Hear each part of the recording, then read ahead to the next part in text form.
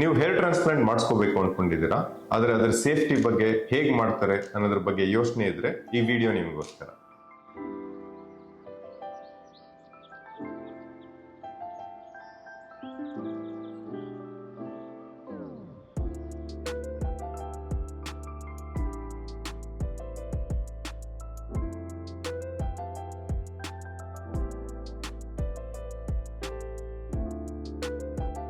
ನಾನು ಜೈದೀಪ್ ಅಂತೇಳಿ ದಾವಣಗೆರೆಯಿಂದ ಬಂದಿದ್ದೀನಿ.